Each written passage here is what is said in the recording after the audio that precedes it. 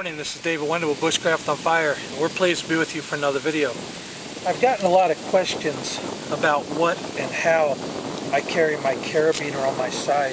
So let me go ahead and take a few minutes here to show you exactly what I do.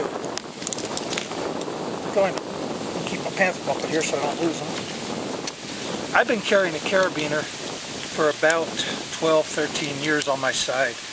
In fact, when I first met Tam, she thought I was kind of goofy for having this big thing on my side. But what I've done, and I've changed some things over time, is I've just taken a small locker and I've put onto my belt. A lot of people will just clip this carabiner right onto their pants loop. I found that over time, that rips my pants loop out. So what I do instead is I take this lock. This is just a small lock, and I guess it's kind of a carabiner. And I put that on my belt. When I put it on my belt, it stays in place. And unless it was ripped through my belt, that's not going to have any problems ripping out. So I don't foresee that happening with a big heavy-duty belt like this. Alright, so the carabiner itself, what do I do? Well, let me take one of these off of here and show you. Most of the items that I carry in the bush have little holes that you can, little swivels, whatever, that you can put something on. So I use one of these split rings. You all are familiar with these. You just open these up. You can turn them onto your gear. And then once that it's on that split ring, I go ahead and I put it on my carabiner. Now these split rings are big enough that they'll slide easily over my carabiner. This is a lightweight aluminum de-locking carabiner. And a couple of the things I carry: a signal mirror, a fire striker, about 10 foot of cordage wrapped up. I got to watch that, and I've got to redo it from time to time because it does tend to come loose after a while being out on my belt. This is just a small memento. I think I showed this to you on another video. A little rock that Tam gave to me, and it helps me to remember home. I also have a small flashlight. This is just a small light that will give me emergency light in case of a need. I have a small file on here, or a small hacksaw. This could double as a small saw to cut notches, but it also is used for my fire striker. Also on here I have a pair of tweezers. These are some pretty neat tweezers, and they're actually called the Tweezers. I think they're Uncle Ben's or Uncle Tom's tweezers or something. Very pointed and sharp, so it's easy to get splinters out, things out of your skin that may be bugging you, bee stings, etc. I also carry on here a compass, and this compass is very accurate. This compass can be unlocked from the carabiner easily, and that way I can go ahead and get my direction. You don't want to test your direction next to all your metal here, so you won't pull it off. Test your direction, and that's very, very accurate right there.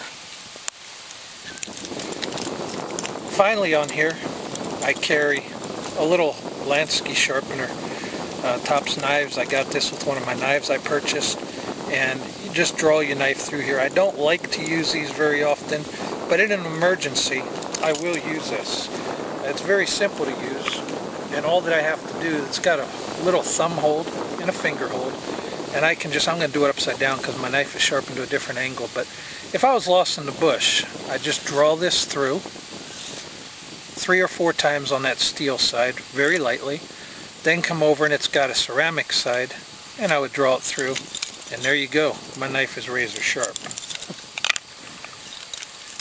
Alright, the last thing that I carry on my carabiner at this time is a little pop tool, and you guys have seen that. I did it in a different video. It's called the screw pop, and it's just got a little bottle opener on here.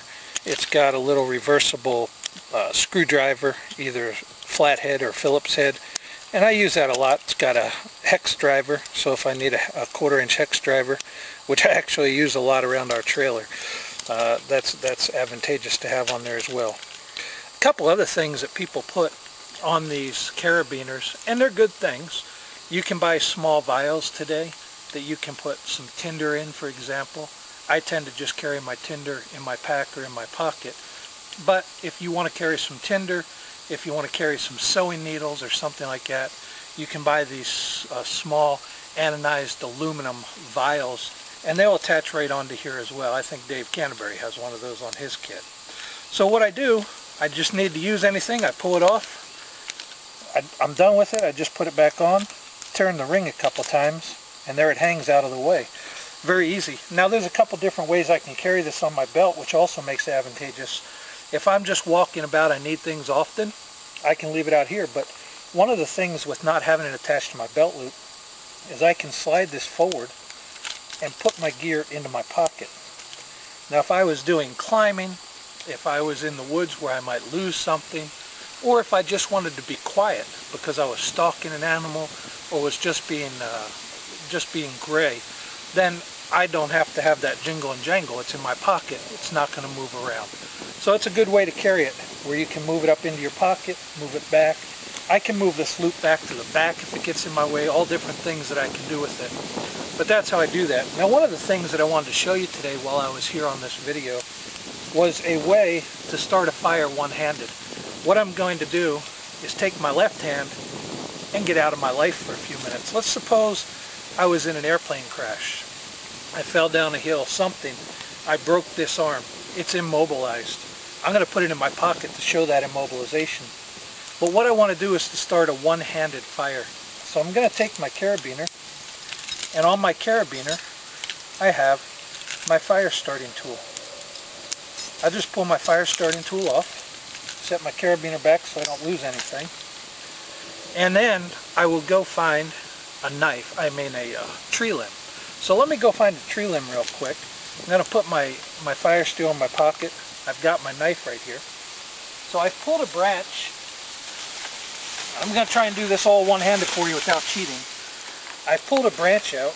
It's kind of a large branch. And with me, as I said, I always carry some tinder. So I've got some cotton balls. What I'm going to do is fluff up this cotton ball. I only have one hand, so I've got to make use of what I have. So I just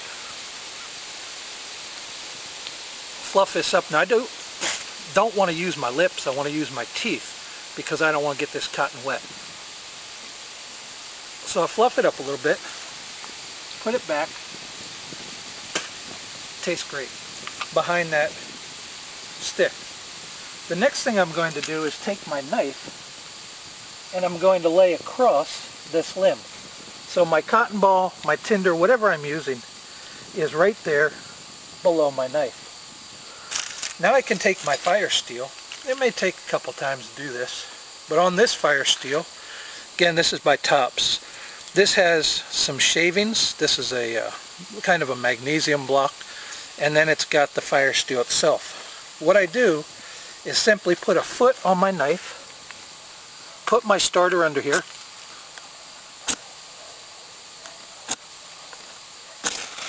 and draw back.